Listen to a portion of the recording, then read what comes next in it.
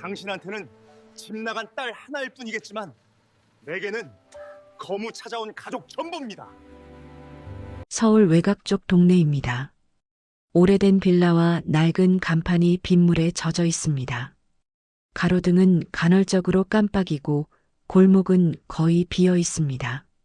강준호는 노란색 반사띠가 달린 청소 조끼를 입고 있습니다.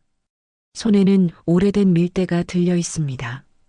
비에 젖은 아스팔트 위로 물이 엷게 흐르고 그 위를 쓰레기와 낙엽이 천천히 떠내려갑니다.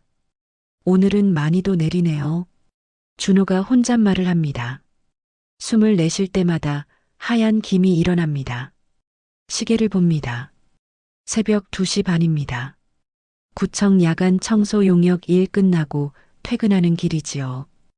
허리는 묵직하고 발바닥은 뻐근합니다. 하지만 이런 피곤함은 이제 익숙합니다. 매일 같은 시간, 같은 길입니다.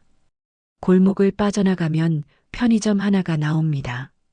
그 앞 버스 정류장에는 늘 그렇듯 아무도 없습니다. 이 시간에 버스를 기다리는 사람은 거의 없기 때문이지요. 그런데 오늘은 다릅니다. 정류장 아래 투명 비가림막 안쪽에 누군가 서 있습니다. 후드티를 눌러 쓴 젊은 여자입니다. 후드 끝에서 물이 뚝뚝 떨어집니다. 머리카락은 완전히 젖어 얼굴에 붙어 있고 손은 주머니 속에 꽉 들어가 있습니다. 멀리서 봐도 추워 보입니다. 그리고 어딘가 두려워 보입니다. 준호는 무심한 척 지나치려 합니다. 하지만 발걸음이 쉽게 떨어지지 않습니다. 어떤 위험한 상황일 수도 있습니다. 그보다 문득 집에 있는 6살 딸아이가 떠오릅니다. 아린이가 이런 밤, 이런 골목에 혼자 서 있다면 어떨까? 그 생각이 머릿속에 오래 머무릅니다. 준호는 결국 멈춰섭니다. 우산을 조금 들어 올리고 그녀 쪽으로 방향을 틀지요. 가까이 다가가자 여자의 모습이 선명해집니다. 얼굴에는 짙은 피곤이 묻어 있습니다. 눈 밑에는 다크서클이, 입술은 마른 채 굳어 있습니다. 눈동자는 자꾸 뒤쪽 골목을 흘깃흘깃 확인합니다.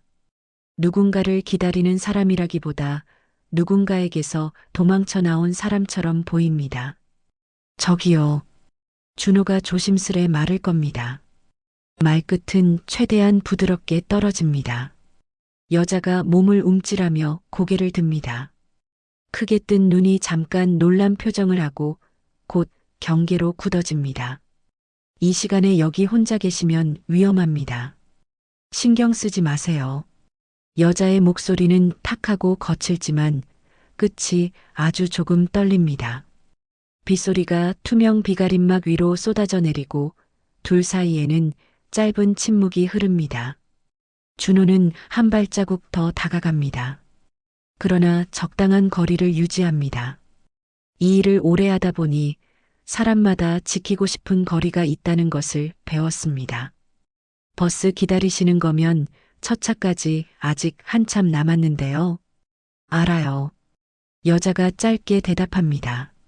말은 잘라내듯 단호하지만 눈빛에는 명확한 목적이 없습니다. 준호는 그녀의 옷차림을 슬쩍 훑어봅니다. 백팩도 없습니다. 캐리어나 짐도 없습니다. 주머니에 넣고 쥐고 있는 것은 꺼진 스마트폰 하나뿐입니다. 이 동네에서 늦은 밤까지 청소를 하다 보면 많은 얼굴을 봅니다. 술 취한 사람, 싸우는 사람, 잠들어 버린 사람, 그리고 간혹 어디에도 속하지 못한 얼굴들이 있습니다. 지금 눈앞에 이 여자가 딱 그렇습니다. 여기 편의점 말고는 새벽에 열려 있는 데가 거의 없습니다. 준호가 말을 잇습니다. 저기 혹시 집에 연락할 사람은 있으세요? 여자가 눈을 가늘게 뜨고 그를 바라봅니다. 가로등 불빛이 젖은 눈동자에 얇게 걸립니다. 집이요. 그녀가 낮게 중얼거립니다. 입가에 씁쓸한 웃음이 잠깐 스칩니다. 그게 어딘지도 잘 모르겠는데요. 준호는 그 말의 의미를 깊게 묻지 않습니다. 사람마다 말하고 싶지 않은 과거가 있습니다. 본인도 그런 시간을 지나왔습니다. 23살이던 해였습니다. 아린이 엄마가 갑자기 쓰러졌습니다. 병원은 돈과 시간을 요구했습니다. 둘 다 넉넉하지 못했습니다. 준호는 그때 처음으로 하루가 아니라 시간 단위로 일을 쪼개서 살아야 했습니다. 낮에는 편의점, 밤에는 택배 상하차, 새벽에는 청소 일을 했습니다. 그래도 지키지 못한 것이 있었습니다. 아린이 엄마는 결국 떠났습니다. 그 후로 준호의 인생은 단순해졌습니다. 밥 벌어오는 것, 아이를 지키는 것, 그리고 매일 조금이라도 더 같이 웃어주는 것. 그는 자신의 이야기로 이 여자를 설득하고 싶지는 않습니다. 다만 지금 당장 이 사람이 비를 피할 수 있게 해주고 싶습니다. 저 위에 빌라 있지요. 준호가 고개를 들어 언덕 위 어두운 건물들을 가리킵니다. 거기 제가 사는 집이 하나 있습니다. 많이 넓지는 않은데요.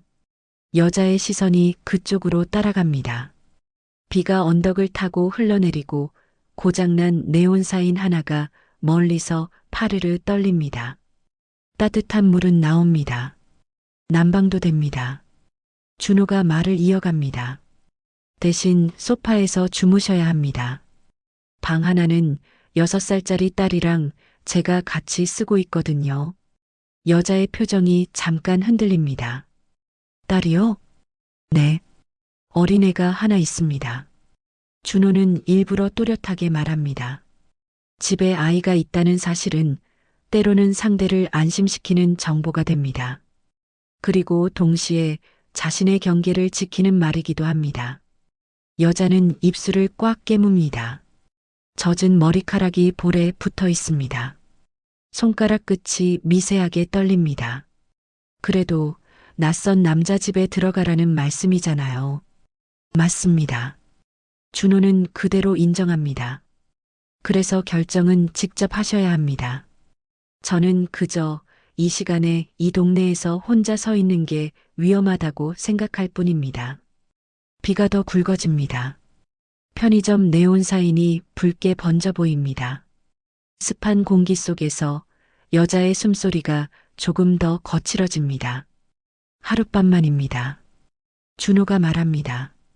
목소리는 조용하지만 단단합니다. 내일 아침이 되면 다시 나가셔도 됩니다. 그때 가서 생각해 보셔도 늦지 않지요. 여자는 한참 동안 대답하지 않습니다.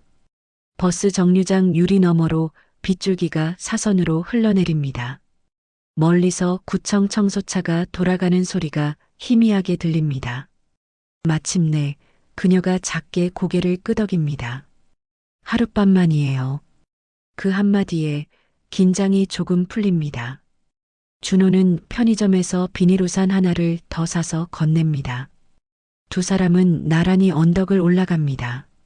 좁은 골목을 지날 때마다 빗물이 계단처럼 떨어집니다. 벽에는 오래된 전단지가 덕지덕지 붙어 있습니다. 원룸 급구, 대출 상담 같은 문구들이 희미하게 젖어 있습니다. 준호는 여자를 앞세우지 않습니다. 항상 반 걸음 앞이나 뒤에서 적당한 거리를 유지하며 걷습니다. 그가 사는 빌라는 언덕 중간쯤에 있습니다. 현관 앞에는 작은 우편함과 누군가 붙여둔 어린이집 안내문이 비에 젖어 있습니다. 집 안으로 들어서자 좁지만 정리된 거실이 보입니다. 작은 소파, 낮은 테이블, 유치원 그림책들이 가지런히 쌓여 있습니다. 구석에는 공룡 모양 쿠션이 기대어 있습니다. 현관 옆에는 어린이 운동화 한 켤레가 가지런히 놓여 있습니다. 형광 분홍색 줄이 눈에 띕니다. 여자의 시선이 그 운동화에서 잠깐 멈춥니다. 이 집에 누군가의 평범한 하루가 있다는 증거이지요. 신발은 거기 벗으시면 됩니다. 준호가 말합니다. 소파 쓰세요. 담요 가져다 드리겠습니다. 여자는 조심스럽게 방 안으로 한 발 내디딥니다. 빗물에 젖은 양말이 마루에 닿아 차갑게 스며듭니다. 준호는 방으로 들어가 조용히 서랍을 열어 지갑과 열쇠를 넣습니다. 이것은 오래된 습관입니다. 누구를 의심한다기보다 스스로를 안심시키기 위한 의식 같은 것이지요. 그는 두툼한 담요 한 장과 수건, 헌 티셔츠 하나를 들고 나옵니다. 따뜻한 물 나오는데 조금 시간 걸립니다. 준호가 수건을 건네며 말합니다. 피곤하실 테니 씻고 쉬세요. 저는 안방에 있을 겁니다. 딸아이가 잠이 얕아서요. 여자는 수건과 티셔츠를 꼭 쥔 채 잠시 그를 바라봅니다. 그의 얼굴에는 호기심도 동정도 계산도 없습니다. 그저 피곤하지만 상대에게 공간을 내어주기로 한 사람의 얼굴입니다. 왜 이렇게까지 해주세요? 처음으로 그녀가 조용히 묻습니다. 준호는 잠깐 생각합니다. 대단한 이유를 말하고 싶은 마음은 없습니다. 그저 솔직한 마음만 남습니다. 이 시간에 이 동네에서 떨고 있는 사람을 보면요. 그가 천천히 말합니다. 언젠가 우리 딸이 그럴지도 모른다는 생각이 듭니다. 그때 누가 한 번쯤 도와줬으면 좋겠다 싶어서요. 여자의 눈빛이 아주 살짝 흔들립니다. 입술이 미세하게 열렸다 닫힙니다. 그 말 속에서 그녀는 처음으로 자신이 누군가의 딸로 상상되는 순간을 느낍니다. 욕심내서 묻지 않겠습니다. 준호가 덧붙입니다. 이름도 사정도요. 말하고 싶어지면 그때 말씀하세요. 그는 짧게 고개를 숙이고 안방으로 들어갑니다. 문틈 사이로 작은 아이의 자는 숨소리가 새어나옵니다. 작은 등이 이불 아래에서 오르락 내리락 합니다. 거실에 혼자 남은 여자는 천천히 소파에 앉습니다. 빗소리는 아직 그치지 않았습니다. 하지만 이 작은 집 안에는 묘하게도 바깥보다 더 조용한 공기가 흐릅니다. 그녀는 아직 자신의 이름조차 밝히지 않았습니다. 자신이 어떤 집에서 어떤 사람의 딸로 살다 도망쳐 나왔는지도 말하지 않았습니다. 하지만 이 밤이 다시는 돌아갈 수 없는 길의 시작이 될 거라는 예감이 어렴풋이 듭니다. 이 낡은 빌라, 작은 소파, 젖은 수건 한 장, 그리고 이름도 모르는 남자와 그 딸아이. 이 집에서의 첫 번째 밤이 끝나기도 전에 이미 그녀의 인생은 천천히 방향을 틀기 시작하고 있습니다. 아직 아무도 모르는 쪽으로요. 아침입니다. 커튼 사이로 옅은 햇빛이 스며들고 비는 가늘어졌습니다. 거실 공기는 아직 축축하지만 밤의 긴장은 조금 풀렸습니다. 강준호는 먼저 눈을 떴습니다. 휴대폰 시계를 확인합니다. 오전 7시. 아직 몸이 무겁습니다. 그러나 6살 딸과의 아침 준비는 미룰 수 없습니다. 안방 구석에서 아린이가 이불을 끌어안고 웅크리고 있습니다. 작은 입으로 숨을 고르게 쉬고 있습니다. 준호는 이마에 짧게 입을 맞춥니다. 아린아, 일어나야지요. 아이의 눈이 천천히 떠집니다. 부시시한 머리카락 사이로 동그란 눈동자가 드러납니다. 아빠, 아직 밤 같은데요. 이제 아침입니다. 어린이집 가야지요. 아이를 깨우는 그 짧은 순간에도 준호의 머릿속에는 거실이 떠오릅니다. 소파에서 자고 있을 낯선 여자. 딸에게 뭐라고 설명해야 할지 생각합니다. 문을 살짝 열고 나가자 거실은 조용합니다. 담요는 가지런히 개켜져 소파 팔걸이에 올려져 있습니다. 수건은 접힌 채 테이블 위에 놓여 있습니다. 그리고 현관 쪽 신발장 옆에서 여자가 서성이고 있습니다. 젖었던 머리카락은 말라 있습니다. 헌 티셔츠와 트레이닝 바지 차림입니다. 손에는 아직도 어제 쓰던 비닐 우산이 들려 있습니다. 일찍 일어나셨네요. 준호가 말합니다. 여자는 놀란 듯 조금 몸을 돌립니다. 눈 밑에는 여전히 피곤이 남아 있습니다. 이제 나가보려고요. 민폐 끼친 것 같아서요. 벌써요? 준호는 무심코 그렇게 되묻습니다. 그 말 속에 스스로도 모르는 망설임이 섞입니다. 하룻밤 재워주신다 했잖아요. 그 이상은 제가 좀 그렇습니다. 그녀가 억지로 미소를 지어 보입니다. 입꼬리는 올라가지만 눈에는 불안이 그대로 남아 있습니다. 갈 데는 있으십니까? 생각해 보면 있겠죠. 어떻게든요. 애매한 대답입니다. 실제 계획이라기보다는 스스로를 밀어붙이는 말에 가깝습니다. 그때 안방 문이 덜컥 열립니다. 작은 발소리가 마룻바닥을 두드리며 다가옵니다. 아빠. 아린이가 입을 크게 벌리다 현관 쪽 여자를 보고 멈춥니다.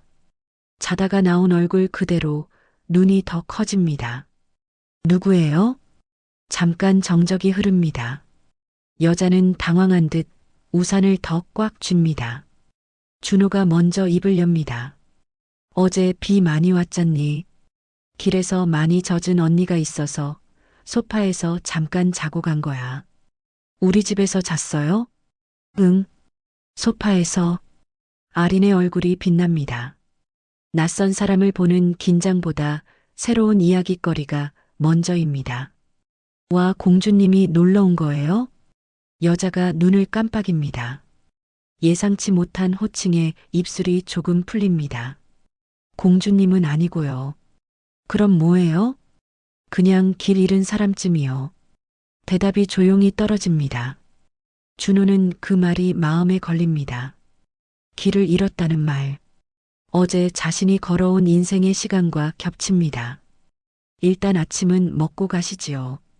준호가 차분히 말합니다. 애가 보고 있는데 그냥 보내기도 좀 그렇습니다. 여자가 잠시 머뭇거립니다. 그러고는 천천히 우산을 내려놓습니다. 그러면 설거지는 제가 할게요. 그렇게 세 사람의 첫 아침이 시작됩니다. 부엌은 좁습니다. 싱크대 위에는 말라가는 그릇 몇 개가 올려져 있습니다. 가스레인지 한 칸이 전부입니다. 준호는 냉장고를 열고 계란과 우유, 남은 햄을 꺼냅니다. 오래된 후라이팬에 기름을 두르고 불을 켭니다. 아린아, 밥 먹을 준비해요. 네. 아린은 식탁에 작은 의자를 가져다 놓고 인형 하나를 옆에 올려놓습니다. 인형도 같이 먹어요. 여자는 그 모습을 멀찍이 서서 바라봅니다. 익숙지 않은 풍경입니다. 다정하지만 소박한 소음이 섞인 일상입니다. 준호가 조심스레 말을 겁니다. 계란은 드실 줄 아시지요? 네, 뭐 그 정도는요. 그녀가 앞치마를 집어들고 다가옵니다. 움직임이 조금 어색합니다. 후라이팬 앞에 서서 계란을 하나 깨는데 껍데기가 조금 섞입니다. 잠깐만요. 준호가 대신 젓가락을 집어듭니다. 작은 껍데기를 건져냅니다. 죄송해요. 제가 이런 건 잘 못해서요. 처음부터 잘하는 사람 없습니다. 준호는 웃지 않습니다. 그저 담담하게 말합니다. 그 담담함이 오히려 편안하게 느껴집니다. 아린이 의자에서 몸을 빼꼼 내밀고 부엌 쪽을 봅니다. 언니 요리 처음 해봐요? 응, 거의 처음인 것 같아요. 그럼 괜찮아요. 아빠도 처음엔 맛없었어요. 아이의 말이 공기를 조금 풀어줍니다. 여자는 작게 웃다가 금방 표정을 가다듬습니다. 계란은 조금 타고 햄은 한쪽만 더 익었습니다. 그래도 접시에 담아 식탁 위에 올리자 아리는 눈을 반짝입니다. 우와, 노란색이다. 준호는 한 입 먹어봅니다. 약간 짜고 조금 탔습니다. 그러나 표정은 변하지 않습니다. 괜찮습니다. 먹을 만해요. 진짜요? 네. 충분히요. 여자는 눈치를 봅니다. 어디선가 늘 완벽만 요구받던 습관이 남아 있습니다. 맛없으면 솔직히 말씀해도 돼요. 저희 집은요. 준호가 천천히 말합니다. 누가 해준 밥은 일단 감사합니다. 그 말에 여자의 손이 잠깐 멈춥니다. 숟가락을 쥔 손가락이 조금 힘을 빼지요. 아리는 눈치 없이 계란을 크게 한 입 먹습니다. 조금 탔어요. 아리나. 준호가 부드럽게 부릅니다. 아리는 곧이어 덧붙입니다. 근데 괜찮아요. 탄 것도 맛있어요. 세 사람 사이에 작은 웃음이 지나갑니다. 짧고 조용한 웃음입니다. 식사를 마치고 준호는 그릇을 모읍니다. 제가 할게요. 여자가 서둘러 일어납니다. 괜찮습니다. 손님이잖아요. 그래도 뭐라도 해야 덜 부담스럽지요.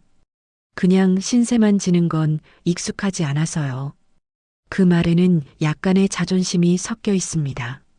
누군가의 호의에 일방적으로 기대는 자리에 서본 적이 별로 없다는 사람의 말입니다. 혹은 늘 계산된 친절에 둘러싸여 살았던 사람의 말일지도 모릅니다. 준호는 잠시 그녀를 바라봅니다. 손등이 희고 손톱은 단정하게 다듬어져 있습니다. 집안일에 익숙한 손은 아닙니다. 그럼 반식하지요. 준호가 제안합니다. 설거지는 제가 하고 이따 아린이 데리러 갈 때까지 집을 좀 봐주시면 좋겠습니다. 여자의 표정이 굳습니다. 저 오래 있어도 되는 건가요? 질문 속에는 두 가지 감정이 함께 있습니다. 안도와 부담. 아린이를 혼자 둘 수는 없어서요. 준호가 차분히 말합니다. 오늘까지만이라도 거실에서 좀 쉬고 계시지요. 그 대신 현관문은 꼭 잠그고요. 그녀는 대답을 바로 하지 않습니다. 창문 밖을 봅니다. 잿빛 하늘 아래 빗물에 젖은 옥상과 전선줄이 보입니다. 어디를 가야 할지 또렷한 그림이 없습니다. 그럼 오늘까지만요. 마침내 그렇게 답합니다. 준호는 고개를 끄덕입니다. 오늘까지만. 말은 짧지만 어제보다 한 걸음 더 들어온 합의입니다. 그러나 그만큼 책임도 늘어난다는 것을 그는 알고 있습니다. 아린을 어린이집에 데려다 줄 시간이 됩니다. 아린은 출근 준비를 하는 직장인처럼 작은 가방을 메고 현관에 서 있습니다. 언니도 같이 가요? 언니는 오늘 여기 남아서 집 좀 지켜줄 거예요. 준호가 대신 대답합니다. 여자는 살짝 허리를 굽혀 아린을 향해 말합니다. 잘 다녀와요. 조심히요. 네. 언니, 나중에 또 있어요?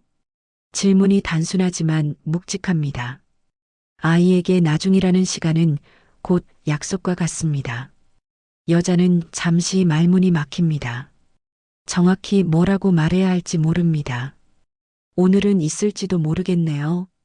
조심스러운 대답입니다. 아리는 그 말만 듣고도 만족한 듯 웃습니다.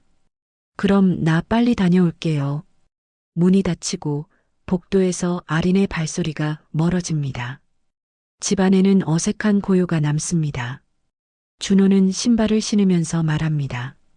낮에는 많이 조용합니다. 혹시 무서우면 TV 켜고 계셔도 됩니다.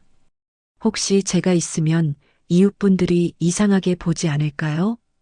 그녀가 조심스럽게 묻습니다. 여기 사람들 다들 자기 사는데 바쁩니다. 준호가 짧게 웃습니다. 그래도 혹시 누구 물어보면 그냥 친척이라고 하셔도 됩니다. 그 말에 여자의 시선이 잠깐 흔들립니다. 친척이라는 단어는 그녀의 세계에서 오래전 잊혀진 말입니다. 강 선생님, 그녀가 어렵게 부릅니다. 저를 이렇게 믿어도 괜찮으세요? 질문은 단순하지만 진심입니다. 이 집에, 이 아이에게 나라는 사람이 위험이 되지는 않을까? 그 생각이 조금은 있는 듯합니다. 준호는 잠깐 생각하다가 담담하게 대답합니다. 완전히 믿는 건 아닙니다. 그녀는 잠깐 얼어붙습니다. 그래서 지갑은 방에 넣어두고 딸아이도 바로 소개 안 한 겁니다. 그가 이어서 말합니다. 하지만 어젯밤 그 골목에 그냥 두고 오기에는 마음이 걸렸습니다. 그 사이 어딘가쯤입니다. 겉으로는 건조한 말입니다. 하지만 그 말 속에는 소량의 신뢰와 많은 주의, 그리고 아주 작은 기대가 섞여 있습니다. 저도요. 여자가 낮게 말합니다. 완전히 믿지는 못해요. 그렇지만 어제 그 골목으로는 돌아가고 싶지 않았어요. 둘의 시선이 잠깐 마주칩니다. 그 짧은 순간 서로가 서로에게 어떤 위치인지가 정리됩니다. 완전한 믿음은 아니지만 최소한 어제보다는 나은 자리. 준호는 현관문을 잠그고 나갑니다. 여자는 거실 가운데 서 있습니다. 구석에는 아린의 그림책과 색연필이 어지럽게 놓여 있습니다. 그녀는 창가로 다가가 밖을 봅니다. 언덕 아래 골목, 버스 정류장, 편의점. 방금 전까지 자신이 서 있던 자리들이 그대로 보입니다. 오늘까지만. 그녀는 속으로 그 말을 되뇌입니다. 그러나 마음 한편에서는 오늘 하루로 끝나지 않을 수도 있다는 불안과 안도가 동시에 자랍니다. 어디로 가야 할지 모르는 발걸음보다 잠시라도 붙잡고 있을 수 있는 이 소파와 이 천장, 이 벽지가 더 현실적으로 느껴지기 시작합니다. 자신이 떠난 집, 자신이 버리고 나온 이름, 자신을 찾고 있을 사람들의 얼굴이 머릿속을 스칩니다. 그 모든 것에서 도망쳐 나온 이곳이 정말로 잠깐 쉬어가는 곳일지 아니면 새로운 시작이 될지 아직 아무 결정은 내리지 못했습니다. 다만 적어도 오늘 하루만큼은 도망치지 않기로 마음을 조금 굳혀봅니다. 이 작은 결심이 생각보다 훨씬 큰 파문을 만들 것이라는 사실을 아직 그녀는 모릅니다. 준호 역시 모릅니다. 하지만 두 사람 모두 어제와는 다른 얼굴로 저녁을 맞이하게 될 것이라는 예감만은 어렴풋이 느끼고 있습니다. 아침 시간이 느리게 흐릅니다. 집 안 공기는 차분합니다. 어젯밤의 비는 그쳤고 창밖으로 흐린 빛이 들어옵니다. 한서연은 소파 끝에 앉아 있습니다. 무릎을 모으고 두 손을 깍지 끼고 있습니다. 어제 스스로에게 했던 약속이 떠오릅니다. 오늘까지만 도망치지 않겠다. 생각은 간단하지만 몸은 자꾸 밖으로 나가자고 말합니다. 길을 잡을 수 없는 마음입니다. 거실 한쪽에는 아린이 읽던 그림책이 펼쳐져 있습니다. 구겨진 모서리, 낙서가 된 페이지. 한쪽에는 아빠라는 서툰 글씨가 연필로 적혀 있습니다. 서연은 그 글씨를 오래 바라봅니다. 가슴 한가운데 근육이 서서히 조여드는 느낌입니다. 자신이 있던 곳에서는 늘 반듯한 글씨만 존재했습니다. 고급 학습지, 개인 과외, 모범 답안. 삐뚤어진 것은 금방 고쳐졌고 엉성한 것은 금방 치워졌습니다. 이 집에는 삐뚤어진 것이 그대로 남아 있습니다. 그 사실이 조금 낯설고 조금 부럽습니다. 서연은 자리에서 일어납니다. 집안을 천천히 둘러봅니다. 낡았지만 깨끗한 소파, 작은 텔레비전, 조금 다른 테이블 모서리, 유치원 안내장이 붙어 있는 냉장고, 모든 것이 제 자리를 알고 있는 집입니다. 하나도 화려하지 않지만 기능을 다하는 것들입니다. 나를 위한 자리는 없겠지. 그녀는 속으로 그렇게 생각합니다. 이 집은 이미 가득 차 있습니다. 아버지와 딸 둘을 중심으로 굳어진 동선과 습관이 있습니다. 자신은 그 중간에 끼어든 일시적인 그림자에 불과합니다. 그래서 뭔가라도 해야 할 것 같습니다. 조금이라도 덜 불편한 손님이 되고 싶습니다. 서연은 설거지통을 엽니다. 아침에 쓴 그릇들이 그대로 담겨 있습니다. 물을 틀고 세제를 짜고 하나씩 문지릅니다. 손이 서툽니다. 접시는 미끄럽고 컵은 자꾸 손에서 돌아갑니다. 하지만 천천히 조용히 한 개씩 씻어나갑니다. 싱크대 위로 김이 살짝 올라옵니다.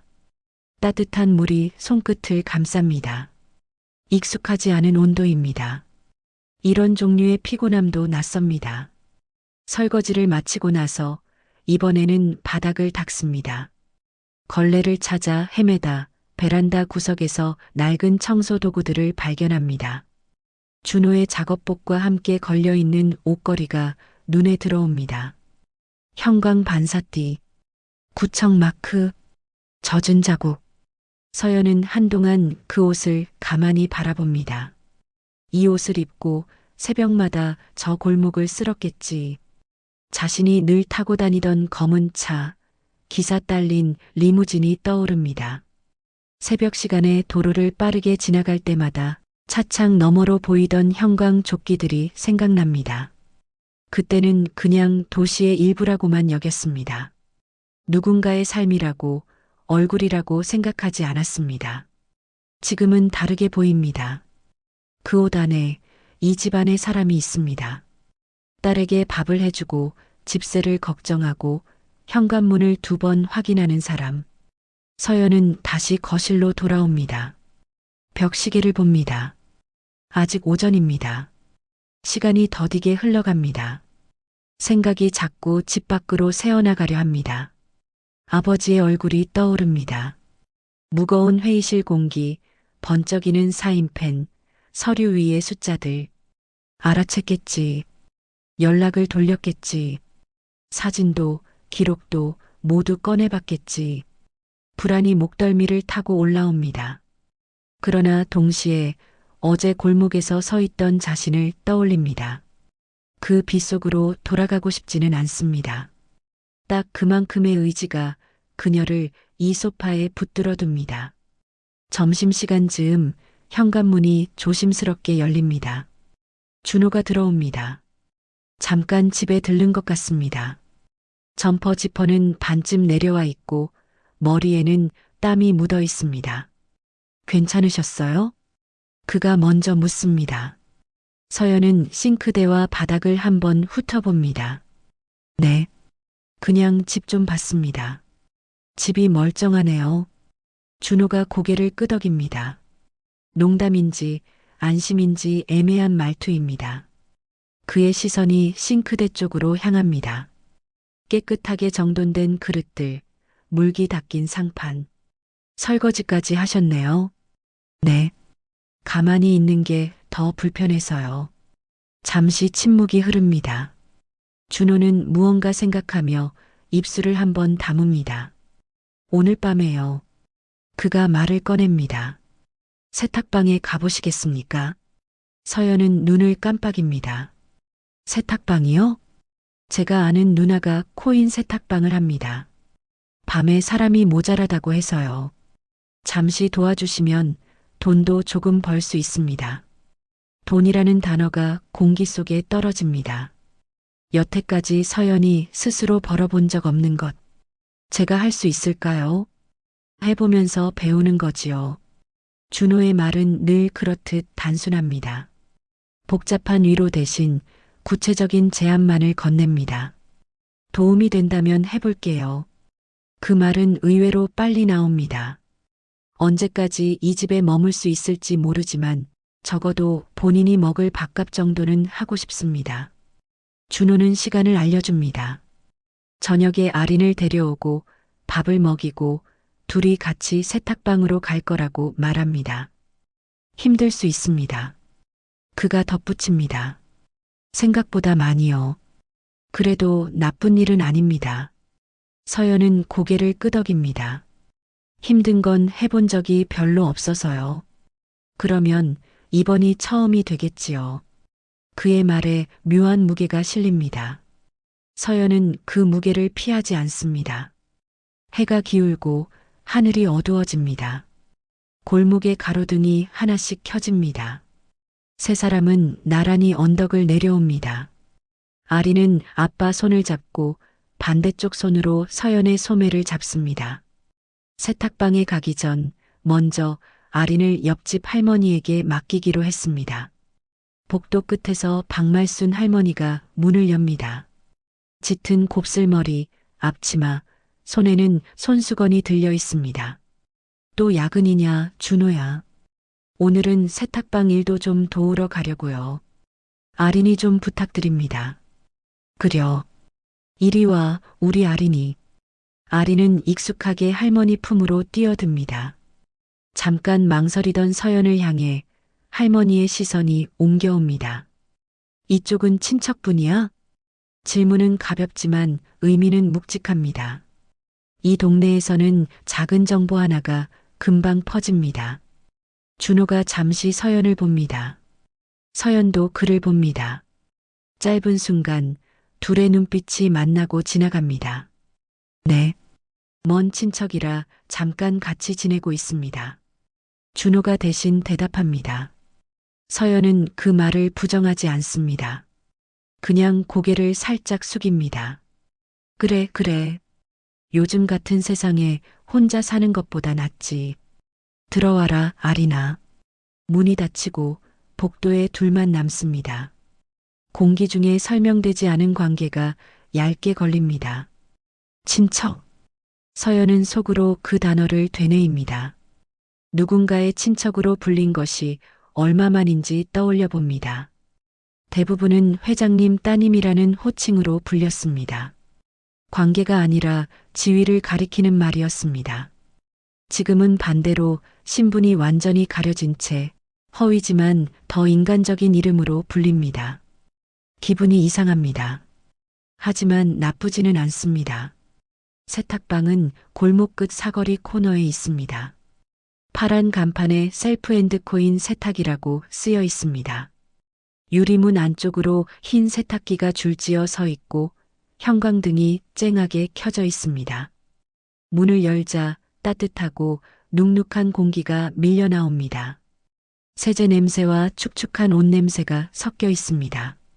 왔냐? 카운터에서 여성 한 명이 고개를 듭니다.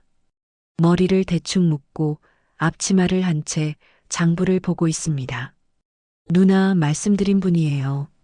준호가 옆에 선 서연을 가리킵니다. 여자는 서연을 한번 훑어봅니다. 위아래로 천천히 크게 감정을 드러내지 않습니다. 손은 있지? 네. 손 둘, 다리 둘. 그럼 됐어. 앞치마부터 매. 말투는 거칠지만 특별한 의심은 없습니다. 필요한 사람을 필요한 만큼 쓰겠다는 태도입니다. 서연은 앞치마를 메고 여자의 설명을 듣습니다. 한쪽 귀에만 단어들이 들어옵니다. 세탁 구분, 온도, 시간, 예약 버튼, 카트 이동. 몸이 움직이기 시작합니다. 카트에 빨래를 싣고 문을 열고 닫고 버튼을 누릅니다. 처음에는 순서가 자꾸 엉킵니다. 욕설까지는 아니지만 짧은 한숨이 뒤에서 들립니다. 시간이 조금 지나자 손과 발이 조금 맞춰지기 시작합니다. 그러나 피로가 빠르게 올라옵니다. 발바닥이 쑤시고 어깨가 묵직합니다. 이게 겨우 몇 시간인데 자기 자신에게 놀랍니다. 몸이 얼마나 편한 것에 길들여져 있었는지 머리로만 알고 있던 사실이 피부로 느껴집니다. 준호는 옆에서 묵묵히 다른 빨래를 정리하고 있습니다. 때때로 가벼운 설명만 보탭니다. 이건 흰색이랑 섞으면 안 됩니다. 이쪽은 온도 낮게요. 그의 목소리는 꾸중도 격려도 아닙니다. 그냥 같이 일을 하고 있는 사람의 톤입니다. 서연은 그게 이상하게 위로가 됩니다. 잘해야 사랑받는 구조가 아닙니다. 그냥 함께 서 있는 구조입니다. 시간이 지나고 세탁기는 계속 돌아갑니다. 통 속에서 물이 돌고 옷이 부딪히며 소리를 냅니다. 회전하는 통을 보고 있으면 자신의 과거도 함께 떠밀려 돌아가는 것 같습니다. 내가 여기서 뭘 하고 있는 거지? 자문이 잠깐 떠오르지만 바로 옆에서 빨래를 옮기는 손을 보면 질문이 조금 줄어듭니다. 지금은 그냥 해야 할 일이 있을 뿐입니다. 밤이 깊어질 무렵 마지막 빨래가 나옵니다.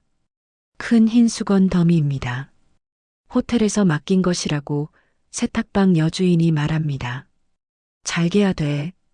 대충 접었다가 클레임 들어오면 다시 해야 한다. 서연은 테이블 앞에 서서 수건을 하나씩 펼칩니다.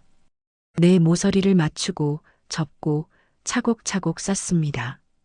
같은 동작을 반복하며 머릿속은 점점 비워지다가 어느 순간 다른 생각이 들어옵니다. 오래전에 다림질되어 있던 자신의 옷들, 관리사들이 호텔 수준으로 정리해주던 옷장, 한 번도 직접 개어본 적 없는 셔츠들, 손끝이 잠깐 멈춥니다. 그 사이 수건 사이에서 작은 금속 소리가 납니다. 짤랑. 작은 쇳조각이 테이블 위로 굴러 떨어집니다. 노란 형광등 아래에서 반짝이는 빛. 서연의 시선이 거기에 꽂힙니다. 숨이 순간 멎습니다. 얇은 금색 체인, 파란 사파이어가 박힌 펜던트, 익숙한 물건입니다. 세상 어디에도 하나뿐인 것이라고 들었던 아버지가 생일 선물이라며 건네줬던 목걸이입니다. 왜 여기 있어? 분명히 떠나올 때 가방 안쪽 주머니에 숨겼습니다. 다시는 꺼내지 않겠다고 생각했는데 옷을 갈아입으며 무심코 함께 넣었던 것 같습니다. 손이 본능적으로 앞으로 뻗습니다. 목걸이를 움켜쥐려는 순간 옆에서 그림자가 들이웁니다. 그게 뭐예요? 준호의 목소리가 들립니다. 가까운 거리입니다. 서연은 순간 얼어붙습니다. 손가락 끝이 목걸이 위에서 멈춥니다. 올리고 싶지만 숨기고도 싶습니다. 준호의 시선이 테이블로 떨어집니다. 목걸이 위에서 움직이지 않습니다. 형광등 아래 사파이어가 또렷하게 빛납니다. 값을 몰라도 비싸 보인다는 것은 누구나 알 수 있습니다. 이런 건 그가 낮게 말합니다. 코인 세탁방 알바가 들고 다닐 만한 물건은 아닌데요. 공기 중에 무언가 꺾이는 소리가 들리는 듯합니다. 서연의 심장이 아주 크게 한번 뛰고 곧 위로 치솟습니다. 원래 가지고 있던 거예요. 그녀가 겨우 말을 짜냅니다. 목소리는 침착하려 하지만 끝이 조금 떨립니다. 실수로 빨래에 같이 들어간 것 같아요. 잊고 있었어요. 준호의 눈썹이 미세하게 찌푸려집니다. 표정은 크게 변하지 않았지만 눈동자 안의 거리가 조금 멀어집니다. 잊을 수 있는 물건입니까? 그게. 그가 조용히 묻습니다. 질문은 짧지만 정면입니다. 서연은 목걸이를 손에 쥡니다. 차갑던 금속이 손바닥 열에 데워집니다. 그냥 오래전 일이에요. 피하려는 대답입니다. 설명 대신 과거라는 말로 덮으려 합니다. 오래됐든 최근이든요. 준호가 말합니다. 어제 골목에서 떨고 있던 사람의 주머니에서 이런 게 나온다는 게 저는 잘 이해가 안 됩니다. 그의 시선은 날카롭지 않습니다. 하지만 피하지 않습니다. 정직하게 묻겠다는 태도입니다. 서연은 그 시선을 견디기 어렵습니다. 눈을 잠깐 내리깔았다가 다시 들게 됩니다. 도망치고 싶지만 발은 움직이지 않습니다. 말할 수 있을까? 누구 딸인지, 어디서 왔는지. 다 말해버리면 이 집에서 내 자리는 끝이겠지. 하지만 말하지 않으면 이 집의 공기가 서서히 변해갈 것을 알고 있습니다. 아버지가 늘 하던 말이 떠오릅니다. 진실은 관리하는 거야. 전부 말하는 게 아니라. 그 말이 이 순간 가장 듣기 싫은 조언처럼 느껴집니다. 강 선생님, 서연이 어렵게 입을 엽니다. 저 그냥 집에 돌아가기 싫어서 나온 사람이라고만 알아주세요. 준호는 대답하지 않습니다. 목걸이에서 눈을 떼지 않습니다. 어떤 집인지 말씀도 못 하십니까? 네. 어떤 사람들인지도요. 네. 짧은 대답들이 오갑니다. 대화라기보다 문답에 가깝습니다. 그럼요. 준호가 천천히 말합니다. 저는 계속 모른 척해야 합니까? 목소리 속의 온도가 아주 조금 떨어집니다. 실망과 경계, 두 감정이 섞여 있습니다. 서연은 숨을 깊게 들이마십니다. 세탁기 돌아가는 소리가 유난히 크게 들립니다. 이 집에서, 이 사람 앞에서 처음으로 숨겨온 세계가 모습을 드러내기 시작합니다. 완전히 드러내지도 못하고 완전히 가리기도 어려운 중간 지점. 그 사이에서 관계는 조용히 흔들립니다. 여기서 끝낼까? 지금이라도 나가버릴까? 다시 골목으로 돌아갈까? 여러 가지 선택지가 머릿속에서 떠오릅니다. 하지만 어느 것도 쉽게 고르지 못합니다. 목걸이를 쥔 손에 힘이 들어갑니다. 죄송합니다. 그녀가 낮게 말합니다. 지금은 다 말할 자신이 없어요. 준호는 그 말을 한동안 곱씹는 듯합니다. 그리고 고개를 아주 조금 끄덕입니다. 알겠습니다. 동의라기보다 일단 거기까지 들었다는 표시입니다. 그 후로 둘은 다시 수건을 접습니다. 같은 테이블, 같은 수건. 하지만 공기는 이전과 다릅니다. 눈이 마주치는 횟수가 줄어듭니다. 말도 필요할 만큼만 오갑니다. 서연은 자신이 무언가를 깨뜨렸다는 것을 압니다. 이 집에 오기 전부터 금이 가 있던 삶이지만 오늘 여기서 새로운 균열이 하나 더 생겼습니다. 언젠가는 선택해야겠지. 어디로 돌아갈지, 누구 옆에 설지. 목걸이의 무게가 손바닥에서 가라앉지 않습니다. 그 무게가 곧 선택의 무게가 될 것 같습니다. 세탁기 소리가 하나씩 줄어듭니다. 가게 안 형광등은 여전히 환합니다. 그러나 두 사람의 마음은 조금씩 어두운 쪽으로 기웁니다. 오늘 밤의 이 작은 사건이 곧 더 큰 소란의 전조가 되리라는 것을 둘 다 어렴풋이 느끼고 있습니다. 하지만 아직 아무도 입 밖으로 내지 않습니다. 말해버리면 되돌릴 수 없는 것이 너무 많기 때문입니다. 세탁기는 여전히 돌아가고 있었습니다. 물소리, 철컥거리는 소리, 진동. 형광등은 필요 이상으로 밝았습니다. 사파이어 목걸이를 손에 쥔 채 한서연은 숨을 고르고 있었습니다. 손바닥 안이 뜨겁습니다. 그러나 몸 전체는 차갑습니다. 강준호는 말이 없었습니다. 수건을 다시 접기 시작합니다. 접는 동작은 평소와 같지만 어깨가 조금 굳어 있습니다. 공기가 어색하게 갈라졌을 때였습니다.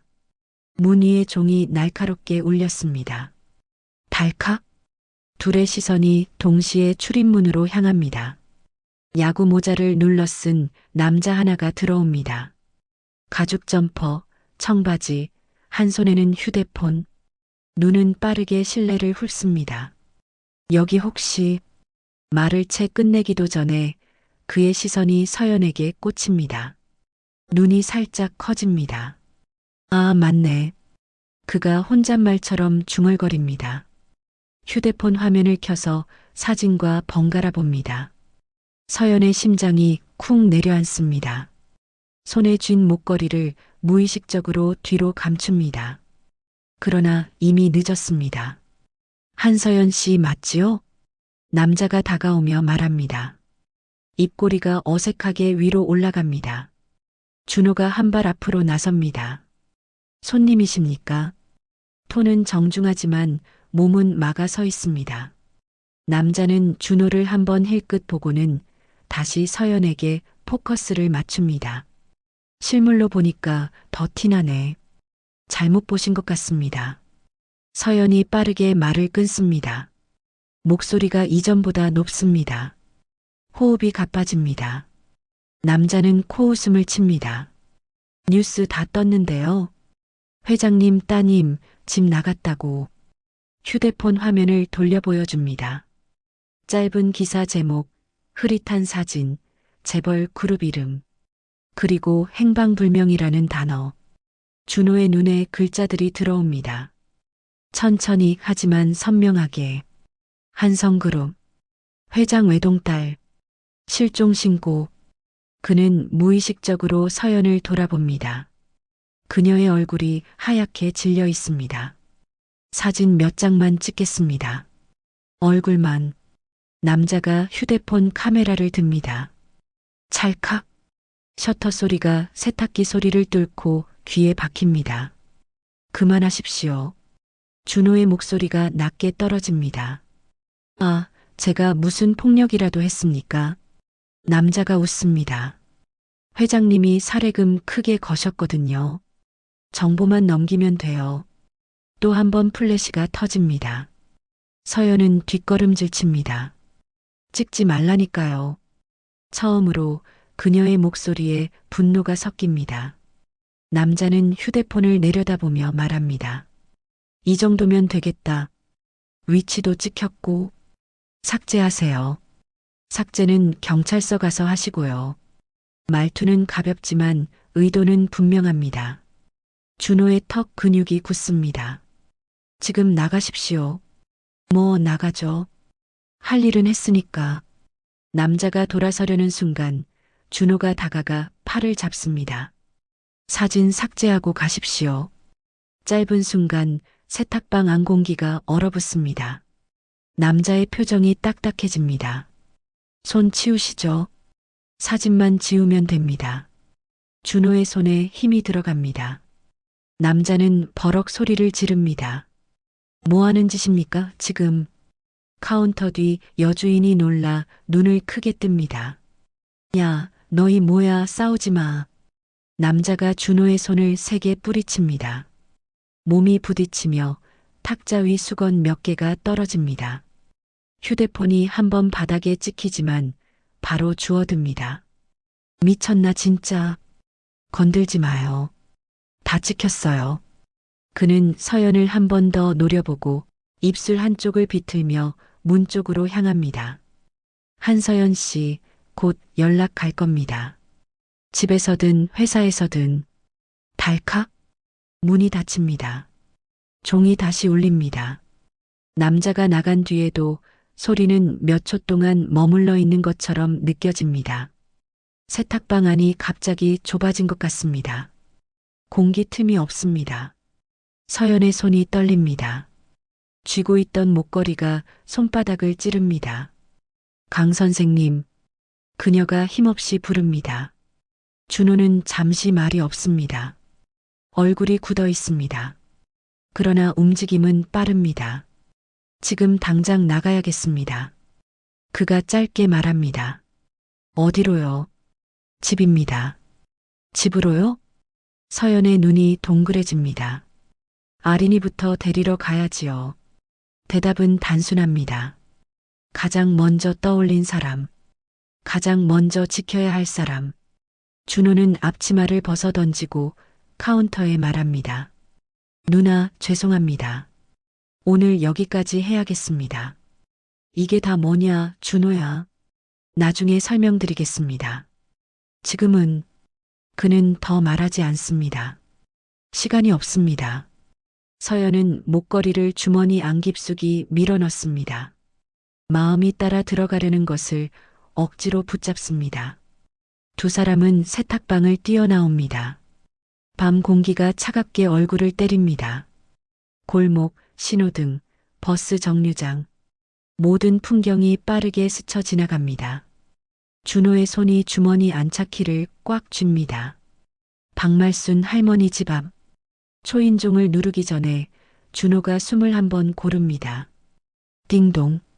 문이 곧바로 열립니다. 할머니가 놀란 얼굴로 나옵니다. 왜 이렇게 헐레벌떡이냐? 죄송합니다, 할머니. 아린이 좀 데려가야겠습니다. 무슨 일이냐? 짧은 질문에 준호는 짧게 대답합니다. 조금 복잡해졌습니다. 아린이 잠이 덜 깬 얼굴로 거실에서 나옵니다. 아빠 벌써 가요? 응, 우리 아린이 집에서 자야지. 준호는 아이를 안아 올립니다. 아이의 따뜻한 체온이 팔을 타고 전달됩니다. 손이 조금 덜 떨립니다. 서연은 방문 앞에 서 있다가 조용히 고개를 숙입니다. 아까 배웠던 친척입니다. 죄송해요, 갑자기. 그래. 밤중에 조심해서 다녀. 할머니는 상황을 다 알지 못합니다. 그러나 분위기는 감지합니다. 문이 닫힙니다. 복도에 세 사람만 남습니다. 아리는 아빠 어깨에 고개를 기대며 묻습니다. 아빠, 무슨 일 있어요? 괜찮습니다. 집에 가서 얘기하자. 준호의 목소리는 최대한 평온합니다.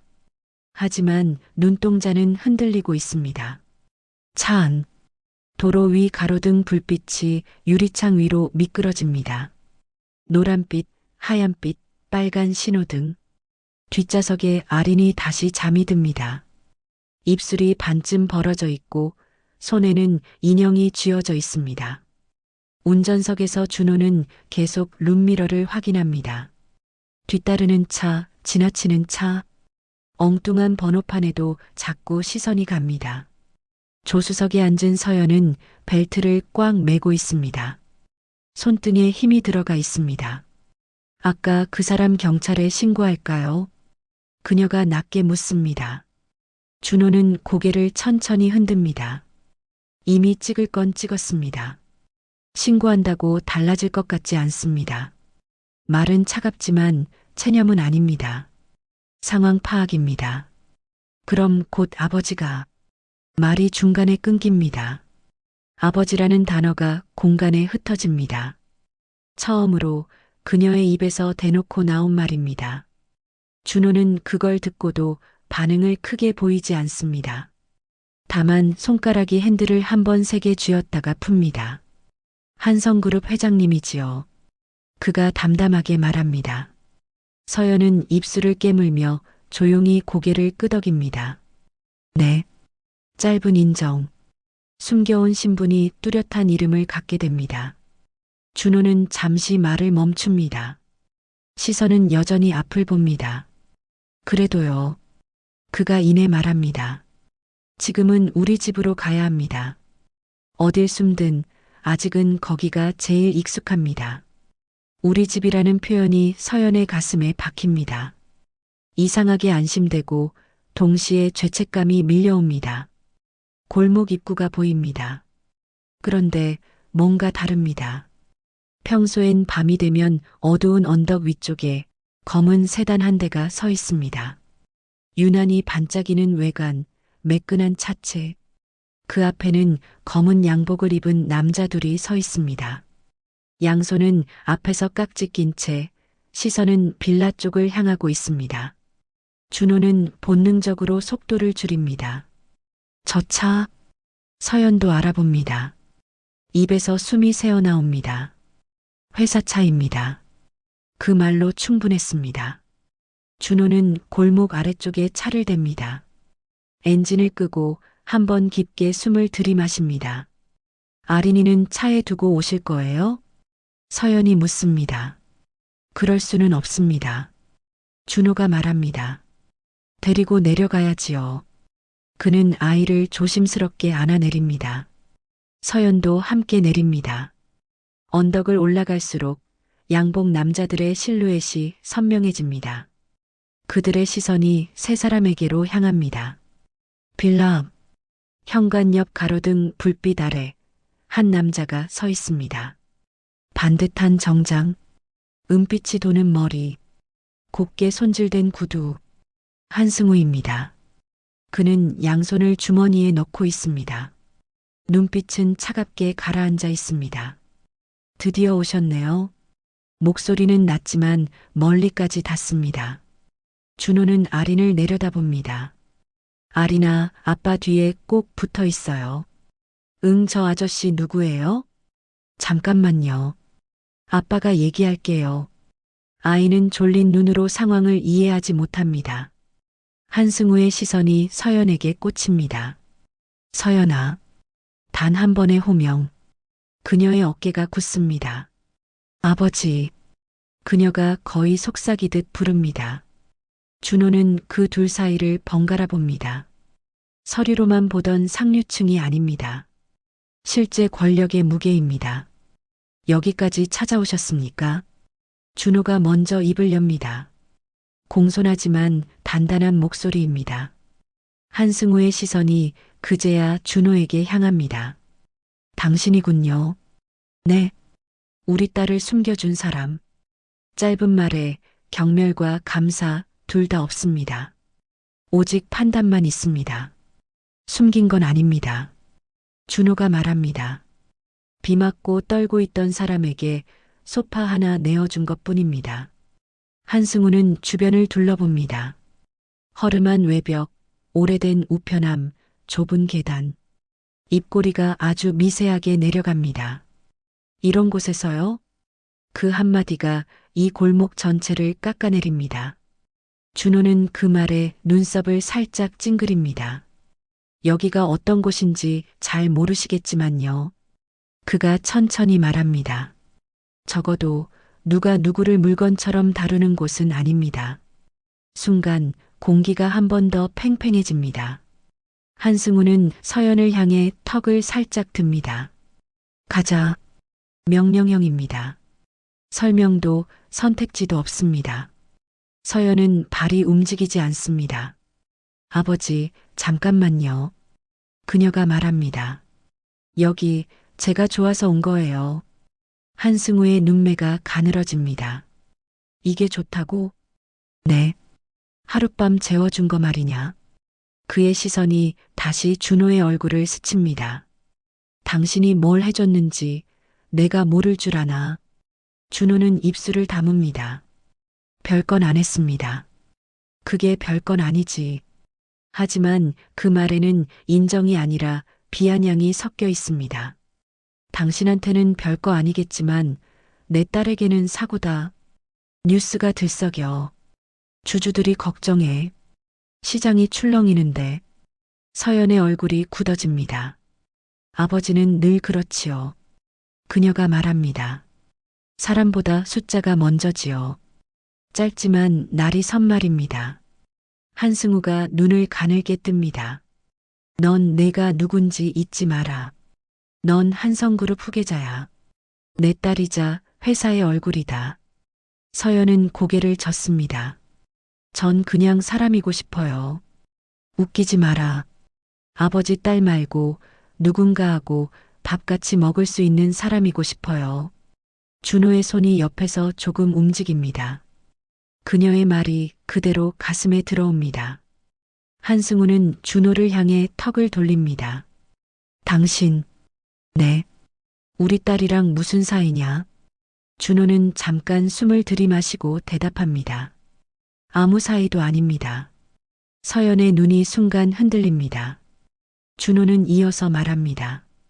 길에서 떨고 있던 사람을 잠깐 집에 들인 사람입니다. 그 이상도 그 이하도 아직은 아닙니다. 아직은 그 한 단어가 서연의 가슴을 찌릅니다. 한승우는 코웃음을 칩니다. 그럼 이렇게 하자. 그가 말합니다. 오늘 여기서 끝내자. 당신은 당신 인생으로 돌아가. 청소든 뭐든 계속하고 우리 딸은 집으로 돌아간다. 서연이 고개를 젓습니다. 싫어요. 서연아. 저 여기 있고 싶어요. 목소리는 떨리지만 말은 명확합니다. 아버지랑 사는 집은요. 커요. 깨끗하고 아무것도 부족한 게 없어요. 근데 제가 없어요. 제가 안 보여요. 그녀가 숨을 한번 고르고 준호를 향해 시선을 돌립니다. 여기는 좁아요. 오래된 것도 많고 부족한 것도 많아요. 근데 제가 보이거든요. 한승우의 표정이 굳어집니다. 이거 감정놀이로 해결될 일 아니다. 감정도 사람 삶의 일부예요. 둘의 대화는 더 이상 가벼운 말싸움이 아닙니다. 두 개의 세계가 정면으로 부딪히는 소리입니다. 준호는 그 사이에서 조용히 듣고 있다가 마침내 한마디를 보탭니다. 한 회장님. 그가 정중하게 부릅니다. 저는 서연 씨가 여기 남아도 괜찮다고 생각합니다. 한승우의 눈이 번쩍입니다. 당신이 뭔데 괜찮다 아니다를 말해. 이 집 주인입니다. 짧지만 분명한 답입니다. 이 집 주인으로서 딸 아이 옆에 누가 있는지, 누굴 드나들게 할지 결정할 권리가 있습니다. 그리고 준호는 서연을 한번 봅니다. 이 집 사람으로 살고 싶다는 사람을 막아야 할 이유는 아직 못 찾았습니다. 말을 마치고 나서 그는 스스로도 놀랍니다. 이 정도까지 내뱉게 될 줄은 몰랐습니다. 한승우의 턱이 굳습니다. 멋있다. 그가 낮게 말합니다. 가난한 사람이 할 수 있는 말 중엔 꽤 멋있는 축에 속하네. 그러나 바로 이어지는 말은 냉혹합니다. 하지만 현실은 내가 이길 수 있는 게임이 아니다. 그가 손가락을 튕기듯 움직입니다. 뒤에 서 있던 양복 남자들이 살짝 움직입니다. 서연의 어깨가 움찔합니다. 강준호 씨, 한승우가 또렷하게 부릅니다. 당신이 우리 딸을 지키고 싶다면 지금은 놓는 게 맞다. 준호는 입술을 다뭅니다. 말을 하지 못합니다. 계속 끌고 가면 당신 집도, 당신 딸도, 이 동네도 전부 다 시끄러워진다. 언론이고 뭐고 다 들이닥칠 거다. 감당할 수 있겠냐? 질문이 아니라 선언입니다. 준호는 머릿속으로 빠르게 그림을 그립니다. 골목 입구마다 기자, 카메라, 마이크. 아이의 얼굴이 모자이크와 함께 화면에 나오는 장면. 그건 상상만으로도 참기 힘듭니다. 아린이 그의 바짓가랑이를 잡습니다. 아빠. 아이의 목소리가 현실을 붙잡습니다. 긴 침묵 끝에 준호가 서연을 봅니다. 눈동자가 붉어져 있습니다. 그러나 입은 굳게 다물려 있습니다. 서연 씨, 그가 조용히 부릅니다. 그녀는 겨우 그의 눈을 바라봅니다. 전 잘 모르겠습니다. 준호가 말합니다. 뭐가 정답인지, 누가 옳은지도요. 숨을 한번 길게 쉬고 말을 잇습니다. 근데 한 가지는 압니다. 지금 이 순간 제 딸에게 가장 안전한 선택이 뭔지는. 그 순간 서연의 표정이 무너집니다. 그 말은 당분간은 조용해지는 게 좋겠습니다. 직접적인 말은 하지 않습니다. 하지만 의미는 명확합니다. 서연의 손이 힘없이 옆으로 떨어집니다. 그럼 제가 떠나야 한다는 말이에요? 그녀의 목소리가 갈라집니다. 준호는 눈을 감았다 뜹니다. 지금은요. 결국 그렇게 말합니다. 한승우의 눈빛이 조금 누그러집니다. 자신에게 유리한 결론이 나서가 아니라 상대가 자기 세계의 규칙을 인정했다고 느끼기 때문입니다. 가자. 그가 다시 한번 말합니다. 서연은 몸이 얼어붙은 듯 서 있습니다. 발이 떨어지지 않습니다. 대신 입이 먼저 움직입니다. 죄송합니다. 그녀가 준호를 향해 말합니다. 처음부터 다 말했어야 했는데 겁이 났어요. 여기서마저 쫓겨날까봐. 눈물이 눈가에 맺힙니다. 감사했습니다. 소파랑 담요랑 밥이랑 다요. 준호는 고개를 천천히 젓습니다. 감사할 건 없습니다. 그러나 그의 목소리는 평소와 달리 거칠게 떨립니다. 하룻밤 재워주는 걸로 이렇게 큰일이 생길 줄은 몰랐습니다. 자조와 분노, 슬픔이 후벼 파듯 섞인 말입니다. 서연이 한 걸음 뒤로 물러납니다. 양복 남자가 조심스럽게 그녀의 옆으로 옵니다. 이쪽으로 모시겠습니다. 그녀는 마지막으로 아린을 봅니다.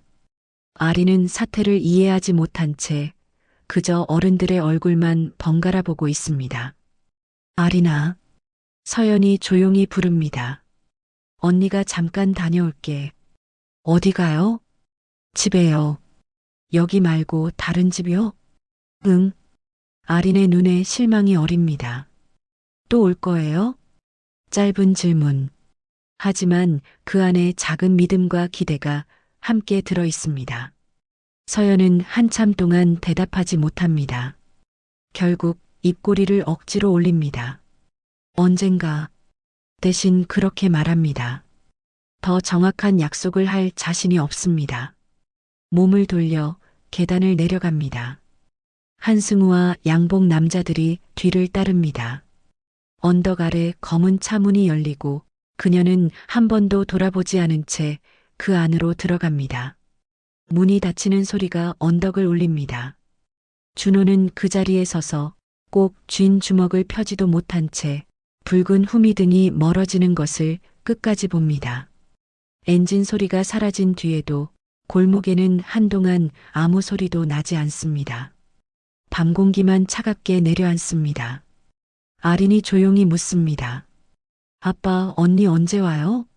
준호는 대답을 바로 하지 못합니다. 입을 열었다가 한 번 다뭅니다. 모르겠습니다. 정직하지만 잔인한 말입니다. 그는 딸을 안고 집 안으로 들어갑니다. 불을 켜자 거실이 드러납니다. 소파, 담요, 컵, 테이블 위 작은 물자국. 방금 전까지 한 사람이 더 있던 자리입니다. 서랍에 손이 갑니다. 지갑과 열쇠가 있는지 확인합니다. 모두 제자리에 있습니다. 한숨이 나옵니다. 저 사람은 그가 속으로 중얼거립니다. 끝까지 아무것도 안 가져갔네. 오히려 두고 간 것이 있다는 걸 잠시 뒤에서야 깨닫습니다. 싱크대 옆 접힌 채로 올려진 앞치마. 아린이 그린 그림 한 장. 모서리에 적힌 서툰 글씨. 언니 고마워요. 해질 무렵 아린이 장난 삼아 그려둔 종이입니다. 서연은 볼 기회도 없었습니다. 준호는 종이를 조심스럽게 접어 올립니다. 가슴 한쪽이 무겁게 내려앉습니다. 그러나 동시에 아주 작고 날카로운 깨달음이 스칩니다. 이게 끝이 아닐 수도 있겠구나. 그는 그 생각을 깊게 밀어넣습니다. 기대는 위험하다고 알고 있습니다. 그러나 완전히 지워지지는 않습니다. 오늘 밤 한 세계가 그의 집을 스쳐 지나갔습니다. 그리고 그 세계는 상처와 함께 이 집에 작은 흔적을 남겼습니다. 배신처럼 느껴지는 이별 속에서도 어딘가에서 누군가는 이미 다른 선택을 준비하고 있을지도 모릅니다. 준호는 불을 끄기 전에 소파를 한번 바라봅니다. 비 맞은 낯선 여자가 처음 앉았던 자리. 지금은 비어 있지만 기억은 남아있는 자리. 그는 조용히 속으로 다짐합니다. 지금은 보내더라도 내가 한 선택을 후회하지는 말자. 그 다짐이 곧 다가올 또 다른 밤과 또 다른 재회의 시작이 될 것이라는 것을 아직 그는 모릅니다. 밤이 깊어갈수록 집은 더 조용해졌습니다. 문이 닫히고 차 소리가 멀어졌을 뿐인데 거실 공기가 완전히 바뀐 듯 했습니다. 소파는 그대로였습니다. 담요도 테이블도 벽에 걸린 시계도 변한 것은 없었습니다. 단지 그 위를 지나가던 시선만 달라졌습니다. 강준호는 한동안 아무 말도 하지 못했습니다. 아린을 씻기고 이불을 덮어주고 등을 토닥이며 재웠습니다. 아이의 눈꺼풀이 천천히 내려갈 때까지 괜찮다는 말을 몇 번이나 되풀이했습니다. 그러나 그 말은 아이에게만 닿고 정작 자신에게는 잘 닿지 않았습니다. 불을 끄고 거실로 나오자 소파가 또 보였습니다. 빗속에서 떨던 낯선 여자가 처음 앉았던 자리, 세탁소에서 돌아와 지친 몸을 눕히던 자리, 아린과 셋이 같이 TV를 보던 자리. 이제는 아무도 앉아있지 않았습니다. 준호는 소파 등받이에 허리를 기대고 한참을 서 있었습니다. 앉을 수도 등을 돌릴 수도 없었습니다. 잘한 걸까? 머릿속에서 같은 질문이 반복되었습니다. 딸을 생각하면 당연한 선택 같았습니다. 하지만 서연의 눈을 떠올리면 가슴이 묵직하게 내려앉았습니다. 지금은요. 자신이 했던 말이 귀에 계속 맴돌았습니다. 지금은 보내는 게 맞다고, 조용해지는 게 좋다고 그렇게 말했습니다. 하지만 그 지금이 언제까지일지, 어디까지 견뎌야 할지 알 수 없었습니다. 며칠 동안 집은 이상할 정도로 조용했습니다. 아리는 처음 며칠은 그대로였습니다. 유치원에 다녀와 TV를 보고 그림을 그리고 장난감을 펼쳐 놓았습니다. 그러다가 문득 소파 쪽을 바라보곤 했습니다. 아빠, 네. 언니 언제 온다고 했죠? 준호는 대답을 돌려 말했습니다. 언젠가 온다고 했지요. 언젠가가 언제예요? 아이의 질문에는 늘 시간이 붙어 있었습니다. 오늘, 내일, 주말, 생일. 하지만 언젠가에는 아무 그림도 붙어 있지 않았습니다. 아빠도 잘 모르겠습니다. 정직하게 말하고 나면 아린의 눈동자가 아주 조금 가라앉는 것이 보였습니다. 그 이후로 아린은 혼자 노는 시간이 많아졌습니다. 놀이터에 가서도 금방 집에 돌아오려 했고, 밤에는 불을 끄면 쉽게 잠들지 못했습니다. 아빠, 불 조금만 켜놓으면 안 돼요? 무서워요? 무섭다기보다는 아이는 한참을 말끝을 고르다 조용히 말했습니다. 어두우면 언니가 더 멀리 간 것 같아서요. 그 말이 준호의 가슴에 깊게 박혔습니다. 자신이 한 선택이 딸에게 이런 모양의 빈자리를 남긴다는 것은 알고 있었지만 인정하기 싫은 사실이었습니다. 그래도 그는 버텼습니다. 밤마다 구청에서 길을 쓸고 세탁방도 가끔 도우며 하루하루를 채워나갔습니다. 몸은 늘 피곤했지만 머리는 더 무거웠습니다. 계절이 아주 조금 움직이려 할 때 아린의 기침이 시작되었습니다. 처음에는 별로 대수롭지 않았습니다. 바람이 차가워지면 늘 감기를 달고 사는 아이였습니다. 기침, 콧물, 미열. 약국에서 약을 받아와 먹이고 물도 자주 마시게 했습니다. 그러나 어느 날 밤 아린의 이마가 유난히 뜨겁게 느껴졌습니다. 손바닥으로 짚었을 때와 입술로 대어봤을 때의 온도가 달랐습니다. 몸이 달아오른 아이는 얇은 이불을 덮고도 계속 떨었습니다. 아린아, 응. 간신히 눈을 뜬 아이의 얼굴이 벌겋게 상기되어 있었습니다. 입술은 말라있고 숨은 가쁘게 오르내렸습니다. 머리가 좀 아파요. 준호는 더 이상 버티지 못했습니다. 옷을 아무렇게나 챙겨 입히고 담요를 둘러싸듯 감싸 안았습니다. 잠든 아이를 품에 안고 계단을 뛰어내려가 차에 태우고 시동을 걸었습니다. 밤 도로의 신호등이 계속 바뀌었습니다. 그는 신호를 기다리는 동안 손등으로 아이의 볼을 몇 번이고 만져보았습니다. 불에 댄 것처럼 뜨거웠습니다. 응급실은 밝았습니다. 하얀 불빛, 하얀 복도, 하얀 벽. 사람들의 목소리가 섞여서 한 덩어리의 소음이 되어 떠돌았습니다. 간호사가 아이를 데리고 안으로 들어갔고 준호는 접수 창구 앞에 남았습니다. 입원 수속하셔야 합니다. 창구 직원의 목소리는 익숙한 톤이었습니다. 규정을 반복하는 사람의 목소리. 입원비 얼마나 들어요? 초기 입원비로 이 정도는 선납해 주셔야 합니다. 종이에 적힌 숫자가 눈으로 들어옵니다. 잔고를 떠올립니다. 계산은 금방 끝납니다. 혹시 일부만 먼저 내고 나중에. 규정상 어렵습니다. 대화는 금방 벽에 부딪혔습니다.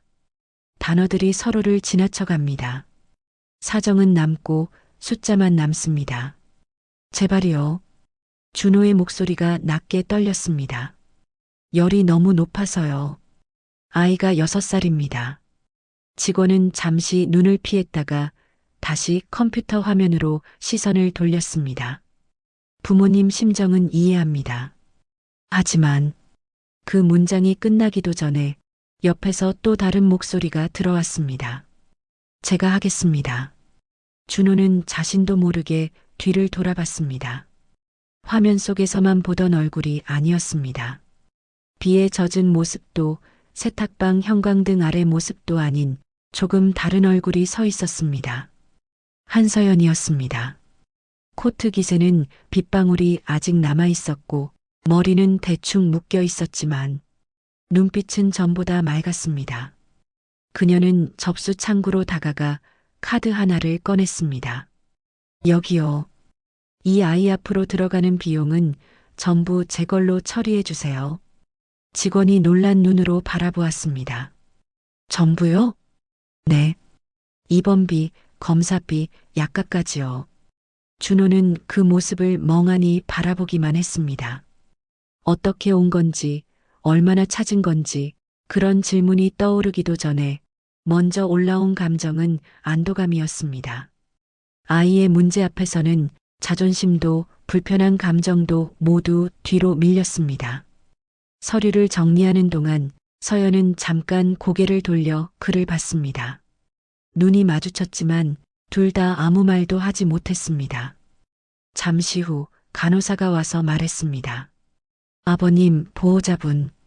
아이 지금 검사 들어갔습니다. 자리는 곧 안내해 드릴게요. 보호자분. 그 호칭은 두 사람을 같이 묶었습니다.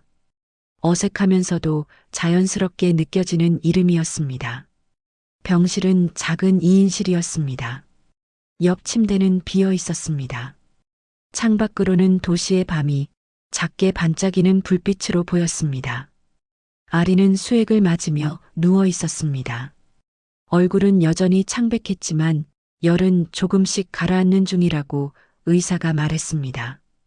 긴장이 조금 풀리고 나자 몸이 한꺼번에 무거워졌습니다. 준호는 침대 옆 의자에 앉아 이마를 손으로 감싸 쥔 채 한동안 움직이지 않았습니다. 서연은 창가 쪽 의자에 조용히 앉았습니다. 거리감이 있었지만 예전처럼 멀게 느껴지지 않았습니다. 잠시 후 준호가 낮은 목소리로 말했습니다. 돌아오셨네요. 대단한 말도 화려한 말도 아니었습니다. 하지만 그 말을 하는 데까지 그가 얼마나 많은 망설임을 지나왔는지 서연은 알고 있는 듯 했습니다. 돌아왔어요. 그녀의 대답도 짧았습니다. 아무 말도 안 하고 떠나서 죄송했어요. 떠나게 만든 사람도 저입니다. 두 사람의 말은 서로를 비난하지 않고 각자의 잘못을 자기 쪽으로 끌어오는 방향이었습니다. 한동안 둘은 또 침묵했습니다. 아린의 호흡 소리와 수액 떨어지는 소리, 복도에서 나는 발자국 소리만 조용히 병실을 채웠습니다. 조금 더 시간이 흐른 뒤 서연이 조심스럽게 입을 열었습니다. 아버지랑 얘기했습니다. 준호는 고개를 들었습니다. 어떤 얘기요? 제가 어디 있는지, 누구랑 지내고 싶은지 다 말했어요. 그녀는 창밖을 보며 말을 이었습니다. 처음엔 그냥 화만 냈어요. 회사 망신이라고 다 잃게 만들 거냐고. 밤 도시에 켜진 불빛이 창문 유리에 길게 늘어져 있었습니다. 그래도 한 번만은 제 말도 듣더라고요. 제가 누구 딸이기 전에 한 사람으로 어떻게 살고 싶은지요. 그녀의 목소리는 이전보다 단단해져 있었습니다. 그 사람이 쉽게 허락했을 것 같지는 않습니다. 준호가 말했습니다. 서연은 작게 웃었습니다. 허락은 안 했어요. 다만 막지는 않았습니다. 그것이면 충분했습니다. 그녀에게는 그리고 이 집에는 도망치듯 나온 게 아니고요. 그녀가 덧붙였습니다. 이번에는 걸어서 나왔어요. 알아서 책임지겠다고 말하고요. 그 말 속에 도망과 선택의 차이가 담겨 있었습니다. 며칠이 지나자 아린의 열은 서서히 내려갔습니다. 얼굴에 다시 혈색이 돌고 눈동자가 또렷해졌습니다. 언니, 눈을 뜬 아린이 가장 먼저 부른 이름은 아빠도 의사도 아닌 서연이었습니다. 서연이 웃으면서 대답했습니다. 응, 여기 있어. 아이의 조그만 손이 서연의 손가락을 꼭 잡았습니다. 또 갈 거예요? 직접적인 질문이었습니다. 아이답게 빙 돌리지 않고 묻는 말.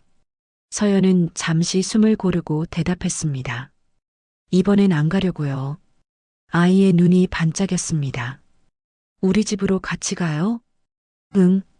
영원히요? 준호는 그 질문에 가슴이 쿵 내려앉았습니다. 영원이라는 단어는 어른들에게 무겁지만 아이에게는 가장 쉬운 약속의 단위였습니다. 서연은 아이의 눈을 똑바로 바라보며 천천히 고개를 끄덕였습니다. 가능한 만큼 오래 같이 있어 보자. 말끝은 어른스럽게 조심스럽지만 눈빛은 아이의 기대를 그대로 받아 안고 있었습니다. 퇴원 수속을 밟고 병원 문을 나설 때 하늘은 맑게 개어 있었습니다. 지난밤 쏟아졌던 비가 깨끗이 씻어놓은 듯한 공기였습니다. 병원 앞 버스 정류장, 환자복을 입은 사람들, 커피를 들고 서 있는 보호자들, 각자의 사정이 있는 얼굴들 사이에 세 사람이 천천히 걸어 나왔습니다. 준호는 계산서를 다시 확인했습니다. 그 끝에는 서연의 이름이 적혀 있었습니다. 이렇게까지 안 하셔도 됐는데요. 그가 말했습니다. 했어요. 서연이 짧게 답했습니다. 그리고 앞으로도 할 거예요. 같이 있는 동안에는요. 그 말은 단순하지만 책임의 모양을 갖춘 말이었습니다. 준호는 그제야 조금 웃었습니다. 감사합니다. 저도요. 그녀도 따라 웃었습니다. 하룻밤 소파 빌려준 데 대한 아주 긴 답례라고 생각해 주세요. 집으로 돌아가는 길은 처음보다 훨씬 밝게 느껴졌습니다. 똑같은 골목, 똑같은 빌라인데 누군가가 함께 걷고 있다는 사실이 풍경을 조금 바꾸어 놓았습니다. 집 문을 열었을 때 먼저 반겨준 것은 공기였습니다. 오랫동안 닫혀있던 방 안에 사람 냄새가 다시 들어왔습니다. 소파는 여전히 그 자리에 있었고 테이블 위에는 어린이집 안내장이 놓여 있었습니다. 서연은 소파를 한번 쓰다듬었습니다. 여기서 시작됐구나. 그녀는 조용히 그렇게 생각했습니다. 도망치듯 들어온 첫날 밤, 흔들리던 마음, 잠깐 머무르다 떠날 줄 알았던 곳. 그 모든 것이 이제 자신의 선택으로 바뀌고 있었습니다. 짐은요? 준호가 물었습니다. 짐이요?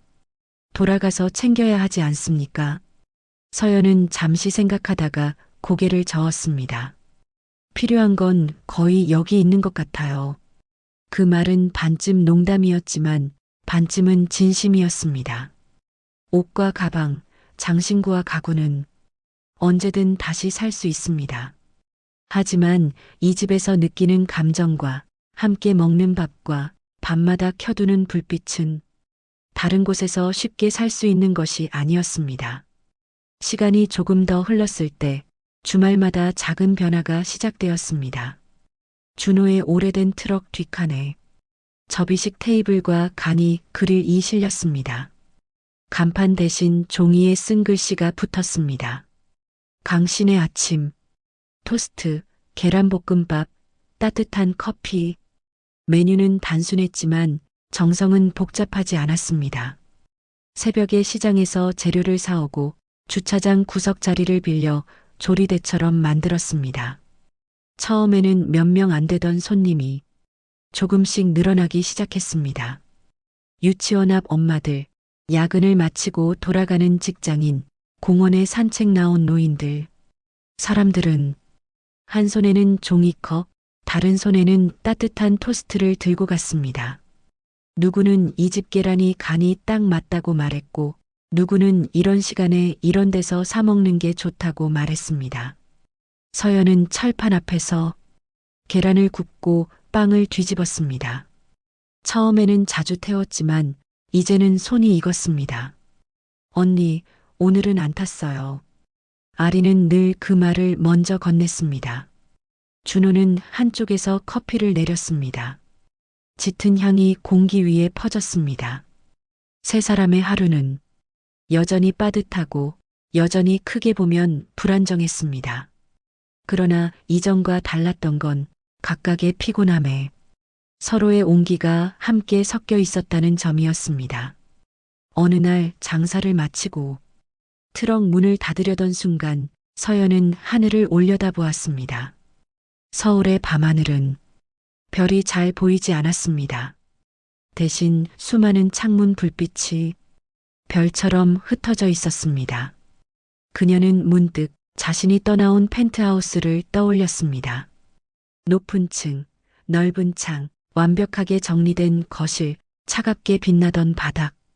그곳에서는 늘 무언가 더 가져야 한다는 생각에 쫓기듯 살았습니다. 지금 이 자리에서는 무언가를 조금 덜 가져도 괜찮다는 생각이 들었습니다. 덜 가져도 더 나눌 수 있었습니다. 준호는 그 옆에서 트럭 문이 제대로 잠겼는지 확인하고 있었습니다. 강 선생님, 서연이 불렀습니다. 그는 고개를 돌렸습니다. 네. 그때 저 골목에서 저 그냥 두고 가셨으면요. 그녀는 잠시 말을 멈추고 천천히 미소를 지었습니다. 저는 아마 아직도 어디에도 속하지 못했을 거예요. 준호는 그 말을 곰곰이 들었습니다. 저도요. 그가 말했습니다. 그날 그냥 지나쳤으면요. 이 집도 이 트럭도 지금 우리도 없었겠지요.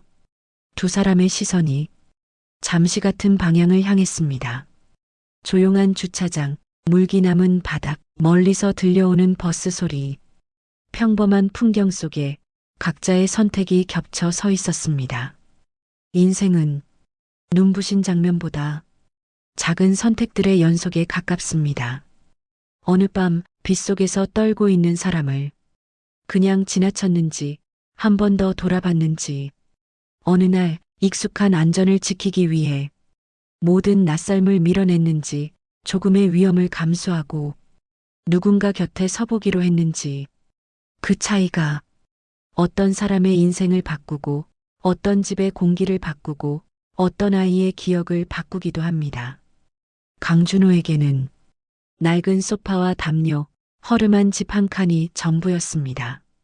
한서연에게는 높은 건물과 많은 돈, 수많은 선택지가 있었습니다. 그러나 둘이 함께 알게 된 것은 아주 단순한 사실이었습니다. 집은 크기로 정해지지 않고 부는 숫자로 완성되지 않는다는 것. 누군가를 위해 자리를 조금 더 내어주고 한 끼를 나누고 불을 한 번 더 켜두는 마음.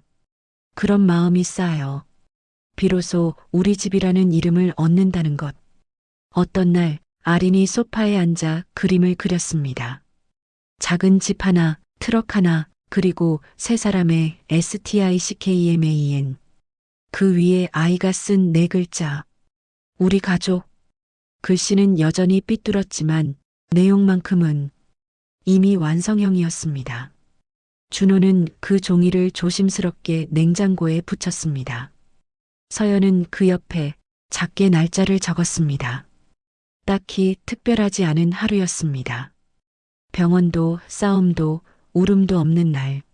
하지만 그런 날들이 모여 인생이 됩니다. 언젠가 다시 비가 내리는 밤이 오더라도 언젠가 또 다른 선택 앞에 서더라도 이 집에 있는 사람들은 한번 배운 것을 잊지 않을 것입니다. 누군가에게 내어준 소파 한 칸, 담요 한 장, 손 내민 그 순간이 때로는 인생이 바뀌는 문턱이 된다는 사실을요. 그리고 사랑은 거창한 약속보다 끝까지 같이 버티겠다는 작고 조용한 다짐에서 시작된다는 것을요.